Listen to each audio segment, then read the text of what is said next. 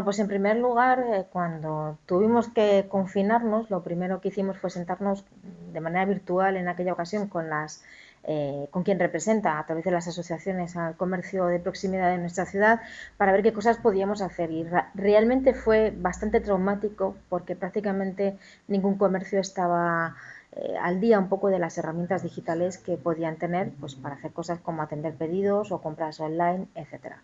Y además porque desde hace muchos años, pues lógicamente tienen un enemigo que son las plataformas unicanal de ventas y estaban bastante preocupados. Desde entonces hemos hecho un trabajo primero en romper también algunos mitos, ¿no?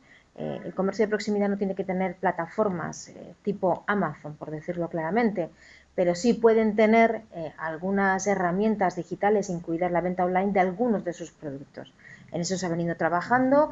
Lanzamos una serie de ayudas en ese momento que llamamos reactiva y reactiva digital. Por un lado, para dar ayudas directas que pudieran de alguna manera, bueno, pues ayudar a sobrellevar ese momento de tantísima incertidumbre y cierre de los comercios, y por otro lado, para ponerse al día de las últimas herramientas tecnológicas. Muchos comercios han sido beneficiarios de esas ayudas, prácticamente más del 40% de las ayudas de digitalización, que fueron 2 millones de euros en ese año. Hemos vuelto a sacar otras ayudas y prácticamente se nos han solicitado en muy pocas ocasiones, lo cual sí que nos ha dado un valor, y es que la mayoría de los comercios ya se han digitalizado en muchísimas cosas.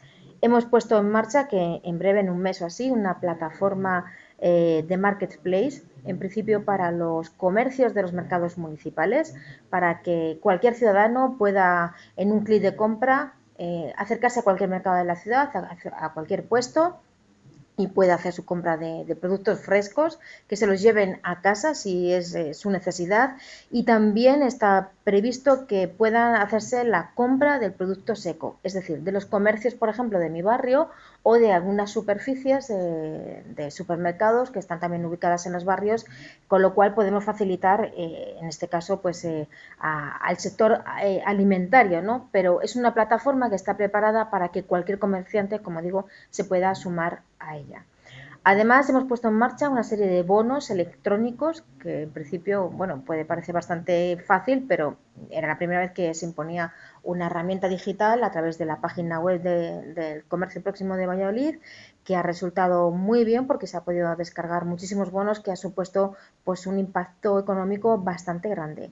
Y tenemos previsto que en este año que entra, una vez que ya hemos superado este primer miedo a la tecnología, pues podamos poner en marcha un sistema de pago más local y que nos permita hacer campañas un poco más adaptadas a las diferentes circunstancias de la ciudad, de los intereses de los distintos comercios, por barrios, por productos, por sectores, por fiestas, en fin, que nos dé una gama amplia de posibilidades, y como digo, es una herramienta de pago local que ya hemos estado estudiando y que seguramente pues, nos va a facilitar muchísimo este tipo de campañas. Y ahora es el momento, porque el comercio yo creo que está un poquito más puesto en la idea de que las herramientas digitales, es verdad que hay una cierta amenaza, pero también facilitan y pueden ser un gran aliado en las ventas de los comercios de proximidad de la ciudad.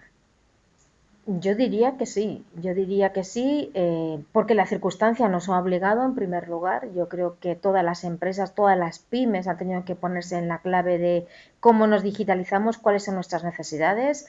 En segundo lugar, porque las diferentes administraciones, en concreto comentaba antes la administración local, pero también la regional y también desde el Gobierno de España, se han facilitado que las empresas puedan digitalizarse. El último programa es el de Kit Digital, que creo que está muy bien pensado y del que me consta que se están beneficiando muchísimas pymes, pero sobre todo yo creo que ya todos hemos entendido que las cosas suceden en el entorno digital o no suceden.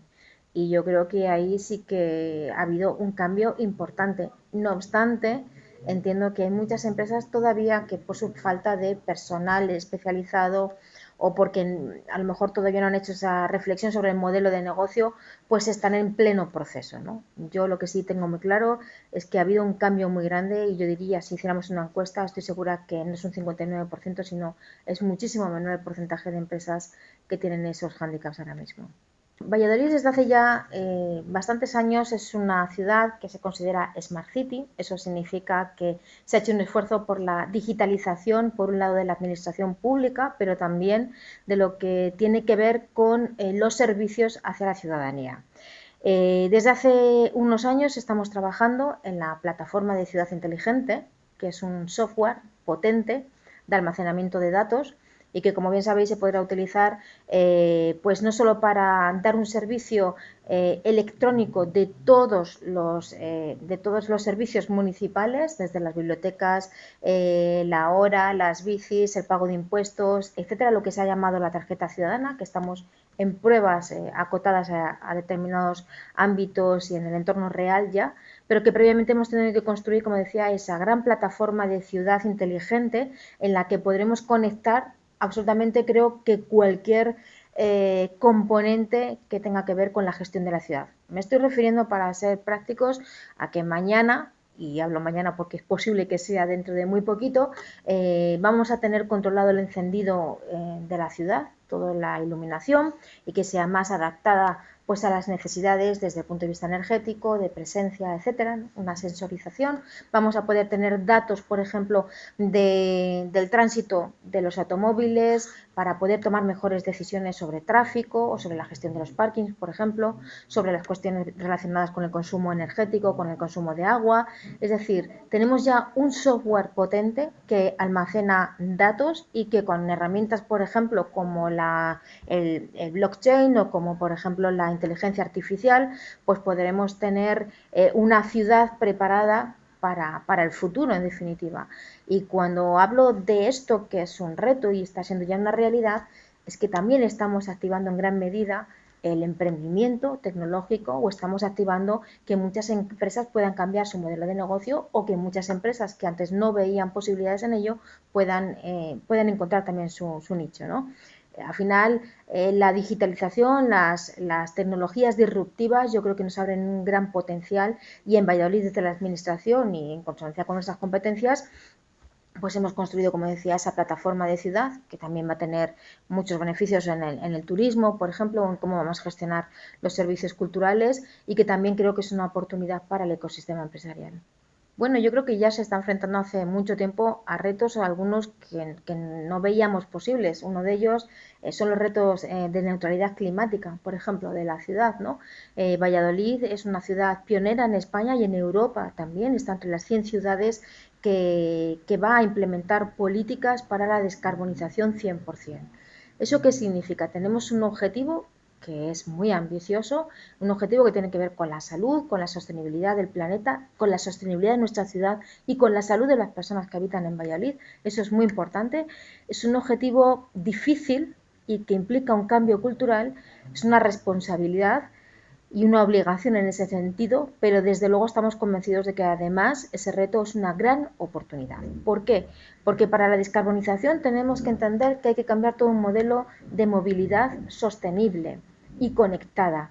Y ahí abro la puerta. Y muchas empresas, como comentaba antes, van a poder por primera vez implementar cosas que no han podido colocar hasta ahora en el mercado, por ejemplo, ¿no?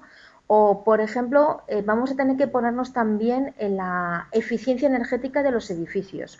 Y eso consiste en que las envolventes, el cambio de modelo energético en el que nos calentamos o nos iluminamos en los edificios, en las comunidades de vecinos, va a tener que cambiar, pero también en nuestra industria. Y eso abre una puerta, sobre todo, pues a la innovación, al conocimiento, que es muy importante en este proceso, el conocimiento y la innovación que va a tener que transferirse a las empresas para que puedan dar solución a esos retos, y por tanto será también un campo importante para el emprendimiento de startups, para las empresas que cambien, como decía antes, ese modelo de negocio. También todo el sistema agroalimentario que tiene una capacidad de innovación y de digitalización muy grande. Es decir, el comercio no se va a quedar atrás en esto y tendrá que adaptarse pues a esta nueva circunstancia, cambiando también sus procesos en la manera en que se gestionan de manera interna. Hace poco hablábamos de cómo se gestionaba el stock de un comercio hace 5 años, seguramente no tenga nada que ver cómo vamos a tener que gestionar ese stock con esos criterios de sostenibilidad y de digitalización ya hoy, pero mañana seguramente. Y vamos a tener que acostumbrarnos también a un cambio de modelo y de cultura ¿no? En qué es lo que necesitamos, cómo queremos comprar y cómo lo vamos a hacer. Y es obvio que el comercio presencial tiene mucha importancia, creo que debe seguir teniendo importancia porque el factor humano es muy importante, ¿no? Pero que va a tener que también afrontar pues estos retos, ¿no? Tenemos ahora en ciernes una zona de bajas emisiones que afectará sin duda la forma en que nos vamos a mover y acceder al comercio, pero que el comercio también tiene que idear pues nuevas campañas y nuevas formas de gestionarse en presencial y en red para poder también tener su campo de negocio. El reto, importantísimo, pero estoy convencida que el comercio ahora empieza a estar preparado y sobre todo tiene claro también que eso es importante y sobre todo también coincide que se da un cambio generacional y esto también es muy importante, ese relevo en el comercio y en los nuevos en las nuevas posibilidades y nuevos comercios que están viniendo en la ciudad, que de hecho se están abriendo, ¿no? Bueno, yo creo que importantísimos beneficios. Tiene una capacidad atractora muy grande, porque cuando hablemos de ese hub, ¿no? Ese polo de automoción, no estamos hablando solamente de aquellos que están produciendo automóviles, sino toda una industria auxiliar que es muy grande. Pero sobre todo también hay que tener en cuenta que este cambio en la movilidad, he dicho antes, sostenible y conectada, implica no solo el cambio en los motores y en toda esta cuestión que podemos ver ya en muchos coches híbridos o automóviles eléctricos, sino que hay todo un potencial en el software, ¿no? Y en todo este tipo de tecnologías, como decía antes, que son la automoción del futuro. Hay mucha industria en ese sentido en Valladolid y lo que se está generando es esa capacidad tractora precisamente con la innovación como palanca. Y yo creo que eso no lo digo yo, sino lo están diciendo también el propio sector. Es un sector con una gran capacidad de innovación que se está poniendo al día. Tenemos ahí ejemplos como el de Renault, que ha abierto aquí su departamento, su polo de innovación, que es la primera vez que sale de Francia. Esto es muy importante decirlo, porque hay un contexto muy innovador y con mucha capacidad para afrontar esos retos de la movilidad sostenible y conectada en nuestra ciudad. Que vengan empresas como Swift Mobility u otras potenciales y no solo dentro del sector de la automoción directo, sino de la industria auxiliar también, yo creo que es una señal de que es un ámbito realmente importante en nuestra ciudad y que además está sabiendo ensamblarse también con otros proyectos de innovación, no solo en el campo de la automoción, ¿no? Y que al final genera un ecosistema muy potente, como decía, y me gusta insistir, innovador, que es la palanca para ese desarrollo de los nuevos modelos de negocio o para el desarrollo económico en definitiva. Podemos y estamos haciendo ya. El hecho de que tengamos un sector potente dentro de la automoción, como digo, con esta visión tan amplia, ¿no? También a lo tecnológico, pues está trayendo empresas tecnológicas, empresas con una base tecnológica muy fuerte, con una base incluso sobre la matemática y muchos servicios asociados a estas empresas. La industria lo que genera es industria, de arriba abajo. Y además esto lo que genera también es muchos servicios. Por tanto, hay muchas empresas que pueden venir y que de hecho están viniendo precisamente en este contexto innovador y de polo de atracción de la automoción con este recorrido todavía tan amplio que tiene por delante, ¿no? Bueno, yo conozco economistas y conozco vuestro colegio y me parece que el papel del economista es fundamental. Siempre me planteo qué puede encontrar un estudiante, ¿no? Cuando estudia economía. Pues a veces es difícil creo saber cuál puede ser el futuro, ¿no? Pero cuando yo ahora veo un poco el contexto en el que nos estamos moviendo, todo ese reto tan importante que tenemos en el cambio de modelo productivo, ¿no? De la economía lineal a la economía circular, de la economía basada yo no ya en lo inmobiliario, por ejemplo, o en lo material, sino en lo intangible y en el conocimiento, ¿no? Pues yo entiendo que ahí los economistas tienen una visión y un conocimiento importante para orientar muchas decisiones sobre esos cambios, ¿no? En concreto hacia las empresas. Creo que el profesional de la economía es un profesional importante en las empresas, en las pymes, que no siempre creo que ha tenido ese papel fundamental. Pues entiendo que hemos tenido muchos años sinceramente, con pymes muy poco profesionalizadas, por falta de incorporación de ese tipo de perfiles, ¿no? Pero yo creo que hoy, pues tanto en las empresas, incluso en las administraciones públicas, para cualquier proyecto de futuro, para cualquier transformación que estamos ya afrontando de hecho, pues es fundamental, ¿no? El tener datos, pero sobre todo el conocer cuáles son esos procesos que se dan en la economía en todos los sentidos. Así que yo creo que el perfil del economista, pues sin duda es, creo que cada vez más necesario, ¿no? Así que mi visión pues es positiva, lógicamente, y además reconociendo la gran aportación que se hace en esta visión, no solamente de las transformaciones que suceden en el campo de la ciencia, sino también de la propia transformación de la economía, que es el reflejo de eso y que es necesario para avanzar en la sociedad, ¿no?